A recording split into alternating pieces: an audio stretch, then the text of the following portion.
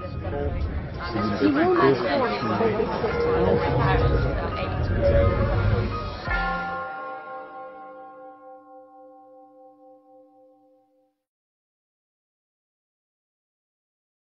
going to be talking today, as Ed says, about some work that I've been doing editing letters, some letters by Jonathan Swift, some love letters that he wrote to two women in Dublin.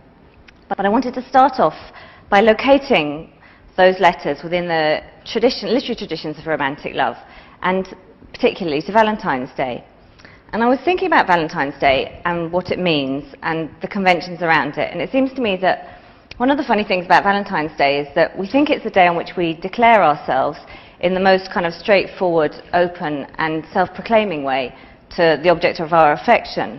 But it's not all about self-declaration, because it's partly about hiding yourself. It's partly about keeping something back, which is obviously your identity.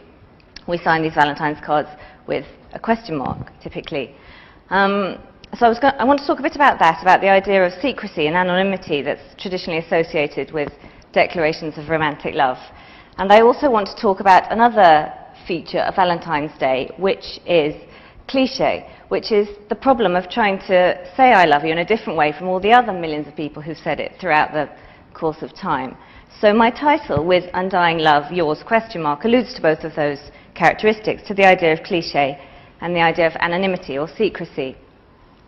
So just to talk about where both of those ideas have come from, the whole notion of secrecy and anonymity, of not fully declaring yourself, we can trace that right back in literature to the 11th and 12th century and the troubadour tradition, and then the idea of courtly love that comes from that, because loads of the ideas that we have about romantic love and the ways in which we express it come from there. So the idea that you say that your lover's mouth looks like a red rose, the idea of kind of golden hair, of admiring a woman on a pedestal in a kind of seems slightly unattainable.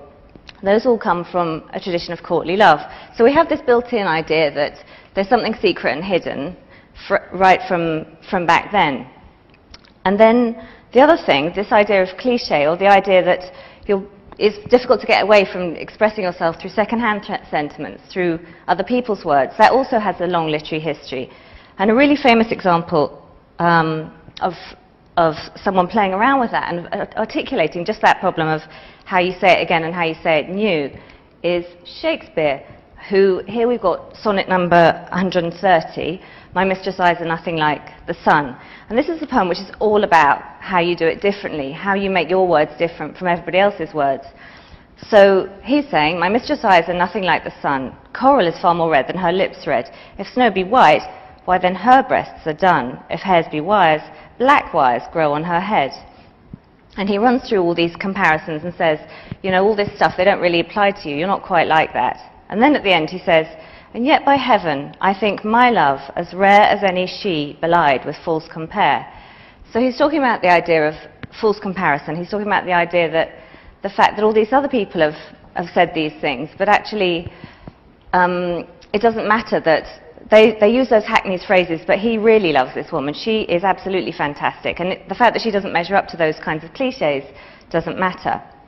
So this establishes, I think, it gives us a really good example of a kind of interest in the problems of how to say it in a different way, how not to use other men's words. So we can see we've got these two ideas about cliché and about anonymity. And at the moment I'm working on some letters by Jonathan Swift. I'm editing them for a new edition by Cambridge University Press. And these letters, just to set the scene, these letters are a series of 65 letters that Swift writes to two women who are living in Dublin at the beginning of the 18th century. And they're called, oh, I've got some pictures, hang on, I mustn't forget that. Picture of Jonathan Swift there. And this is a picture of the two women that he's writing to. So Esther Johnson, we can see. And then poor old Rebecca Dingley hasn't got her picture surviving, but I think she'd be quite pleased with this, with the silhouette I've given her. So there's Swift, and he's writing to Esther Johnson and to Rebecca Dingley. And the letters are really interesting. They're a mix of things. They're a combination of high politics, of what he's had for lunch, who he's seen, who he's played cards with. But they also contain, at the end of every day, he signs off with a passage of affectionate endearment, endearments towards these two women. And the distinctive thing, well, there are two distinctive things about these passages. One of them is that they're written in this kind of baby language, which has come to be called the little language. And the other thing is that all those passages of endearment are then crossed out by him before he sends the letters. And there was a couple of weeks ago, there was quite a lot of press coverage of the work that I've been doing on the letters. And you can see there some of the brilliant headlines. My son was involved spuriously in this exercise because I said that his list helped me to understand the ways in which the letters were written in baby talk. So there's one headline from The Guardian about the role of the toddler. There's another one playing on the idea of the modest proposal. And the most brilliant one was the Independent one, which was Dirty Dean, what Andy Gray could have learnt from Swift.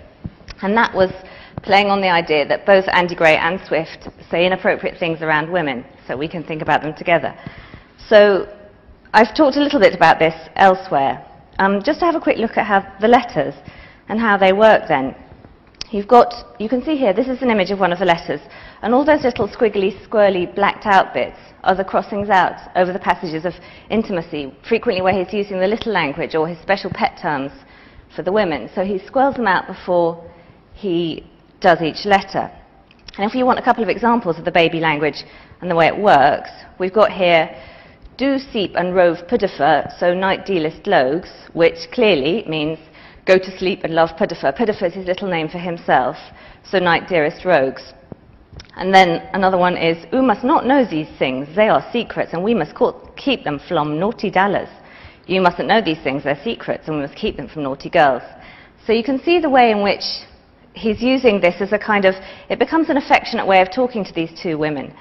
And going back to this whole idea of conventions around the expression of romantic love and the idea of trying to express yourself in a new and novel and personal way, I think that may start to explain why he chose to use this baby language to talk to these women in, because in a way it becomes a special language that they've got between the two of them. It enables him, however weird we think it is, it enables him to get beyond those stereotypical and kind of hackneyed phrases for the expression of love. So I think we can relate that back to the idea of kind of making it new and making it different. And then thinking about the crossing out business. If I give you here, this is an example of some of the crossings out. So the top bit, you can see some lines of text, and then that squiggly kind of barbed wire looking thing is the crossing out that he did over the top of the writing. It used to be assumed that that crossing out was done by a later editor who was trying to censor the letters, but for a variety of reasons, to do with the consistency of the ink and internal references, I think that Swift did it himself before he sent the letters, which is kind of doubly weird. First of all, he writes in baby language, and then he does crossing out over the top in order to disguise it. But I think one way in which we could think about the crossing out business is as part of this tradition of self-hiding, of kind of revealing yourself and then not revealing yourself at the same time that I talked about earlier. So in this example, you can see that he writes this, go play cards and be merry, deal loads, and rove Pudifer, who roves mudder, bettles and his rife. Which means, go play cards and be merry, dear rogues, and love Pudifer, who loves mudder, mudder is his little name for them, better than his life, farewell, dear list. And then all those abbreviations are just, we don't really know what they mean. They're a little kind of code about intimacy that he has between them, that they have between the three of them. And then we've got another example here, where you can see, again, that he's crossed out over the tops of the ending of the letter. And he writes there, O poo puppet, lay down your heads again. Face I flidivy. I always reckon if you're ill I should hear it. And he's saying there, oh poor poppet, lay down your head again. Faith, I forgive you.